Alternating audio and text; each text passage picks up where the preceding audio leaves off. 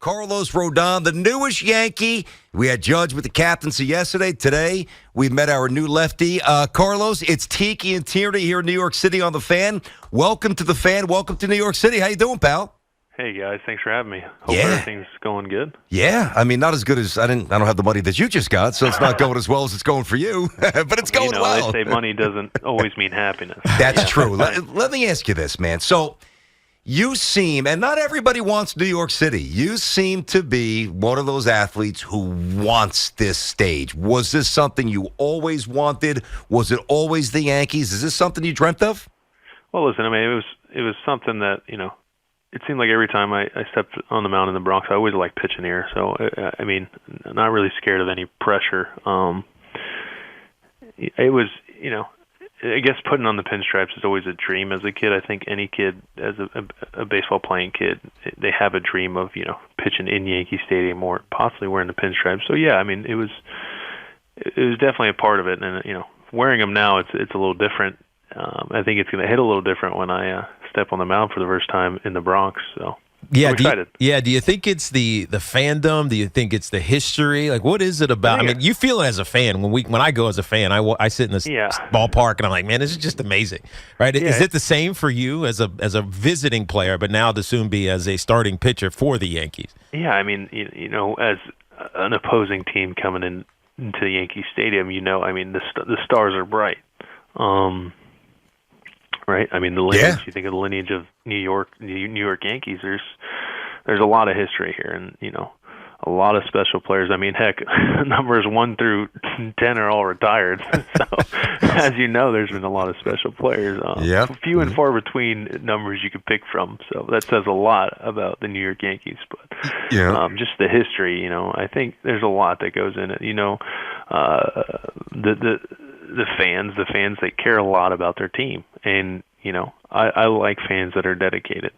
So it's my job to play well, and it's their job to cheer us on, and sometimes it may be booing. And that's okay. That's what we signed up for. See, I love that. I love that you acknowledge that because, Garrett Cole, who's had some really, really good numbers here and really, I mean, he's a terrific pitcher. He's the ace. And, you and him pretty much co-aces at this point as you start the season on the depth chart. But he's heard some boos. Jeter heard boos. Aaron Judge was booed. I mean, so it's going to come at some point. Booed, if Aaron's getting booed, then you know what? To be expected if I get booed. Mm-hmm. Let's hope not. We just won't be too loud. We'll be cool, cordially boo. Let me ask you about Judge. So, I mean, he's obviously a complete beast. I mean, 6'7", runs like the wind, great arm, easy power. Would you have been as interested in the Yankees if Judge went somewhere else? I think it says a lot of the front office of what they've committed, how committed they are to winning. I think that's kind of when they sealed the fate with Aaron Judge and they sealed the deal. I think that kind of that said a lot. I mean, to me as a free agent at least, of what the Yankees wanted to do, and obviously all they care about is winning, and that's kind of all I care about. Yeah. So, I mean, it definitely helps the cause. Yeah, I mean, at this stage in your career, it does become about winning. At some point, you're always, I just want to make it, and then it becomes, I want to make a little money, and then it becomes, hell, I'm getting old. I need to win now. Yeah. And coming to the Yankees, I think, solidifies that in a sense for you. But let me talk a little bit about your journey. I mean, you battled a lot of injuries, and just reading up on it, because it was from afar for me, you're in Chicago. A lot of it was mechanics, like. How did you get yourself back right mechanically? And I read somewhere that you said, whoever your pitching coach, just fix me. Take me through that journey. Like, how did you get back to where you are? You're more repeatable, and you've stayed healthy these last couple of years and been an all-star. Yeah, so it started when I had the Tommy John in 19.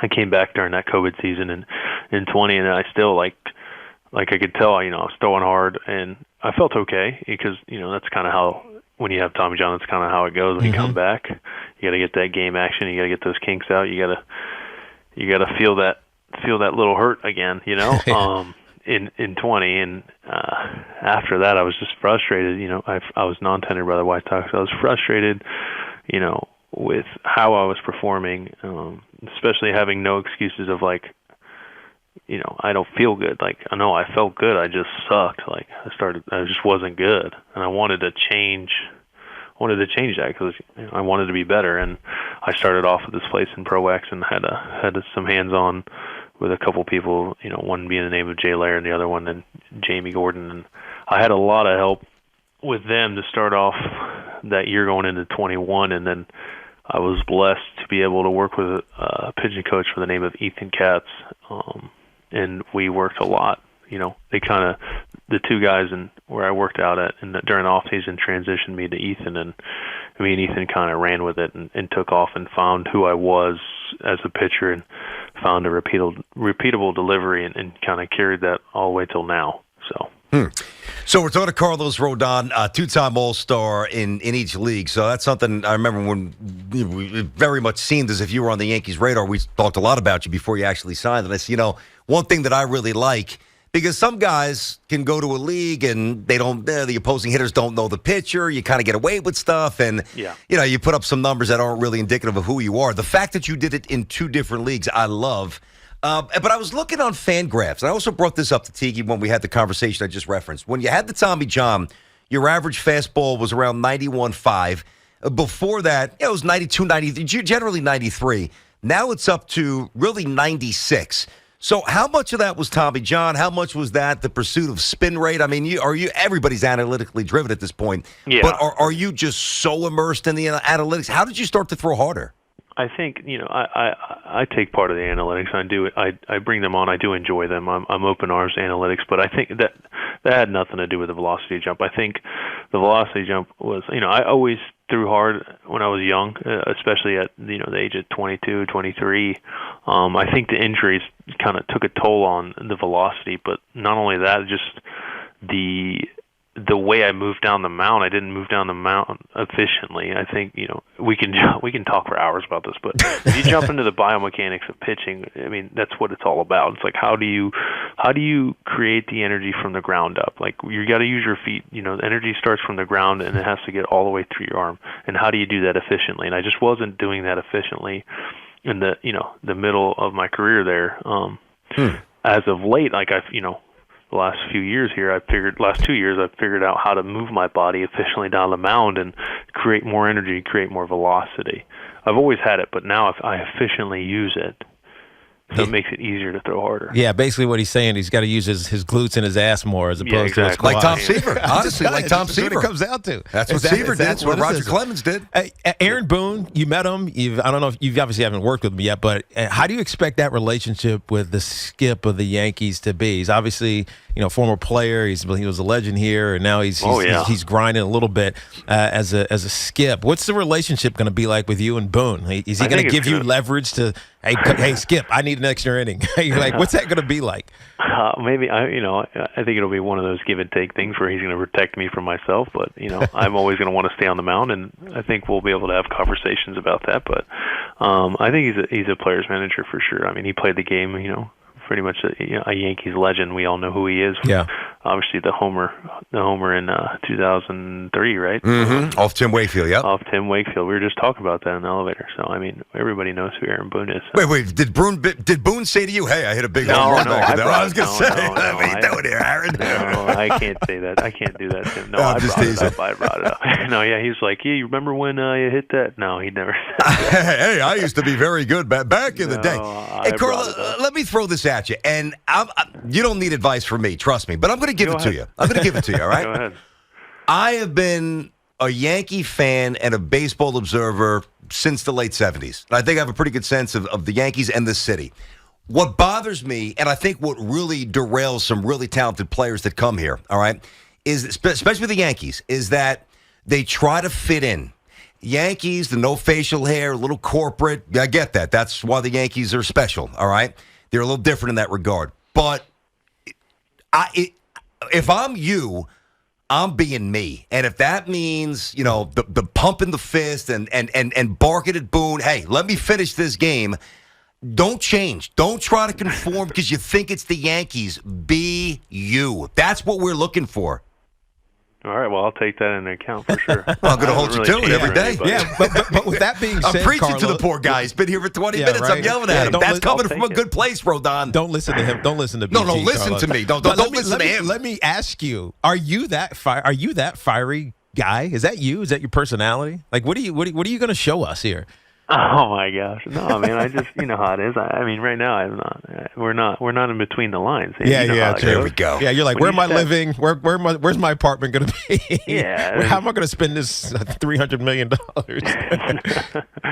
Yeah, I mean, yeah. Right now, it's just finding a place for the family. But as soon as we step inside that line, it'll get a little more serious. That's a big yes, by the way. Yeah, I We know both it know is. that. So let me throw one more thing at you. Carlos Rodon, newest Yankee, two-time All-Star. So we know about the rotation, and it has a chance to be absolute top shelf. Everybody knows Judge is the man.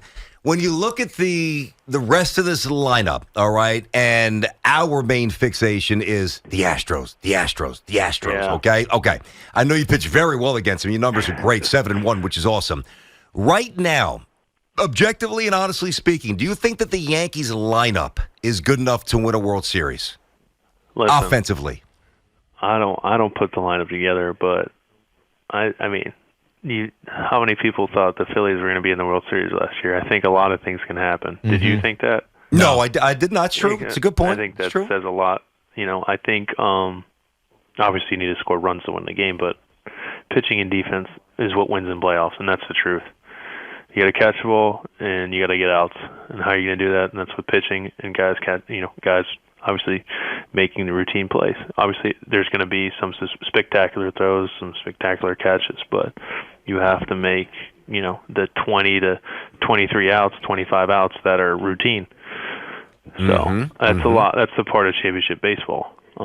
Granted, I've only played in the ALDS once, and a wild card. There's a lot of guys with a lot more experience in this clubhouse that I love to learn from. But what I know is, I think whatever team we go out there with this year is we're going to put our utmost best, and we're going to try to win every game we play. And I think that's the mindset here. That's the mindset of being a Yankee. What about the notion, and I don't know how familiar you are with some of the young names, certainly kids in the minors, I don't expect you to know, like somebody like Volpe that we talk about all the time. But Yeah, I've heard about him, yeah. Oh, he could rake, man. So hopefully we'll see him to start, and we'll see him soon. What about, there could be a couple of young kids who crack the starting lineup. As a veteran pitcher, young kids can make some mistakes. You're prepared to deal, like if that happens, I mean, you roll through that. How do you process that when you try to win and establish yourself here as a Yankee? I'll say this. I think baseball is a very interesting sport. There's some individual things that go on throughout the game, but I mean, at the end of it all, it's a team sport. We need all 9 guys on the field to make plays or score runs, whatever it be, or whatever it is. I understand. If you're hinting at errors happen. It's part of the game. Now, it's just one of those things where, as a pitcher, you're on the mound, error happens. It's my job as a pitcher to pick up my guy and get the next out. Whether it's from a young guy or a veteran. Yeah, understood. We're looking forward to it, Carlos. Welcome, man. Welcome to the Yankees, and welcome to the fan. Welcome to New York City. Have a great run, and hopefully we'll get you back on the show at some point. I won't berate you and tell you how to act on the mound, by the way. All right, Carlos. Good luck, Carlos. Thank you, guys. Appreciate you. There you go. This guy can pitch, Yeah, man. man. Nicely slotted behind Cole and in front of Nasty, a little Yeah. Severino.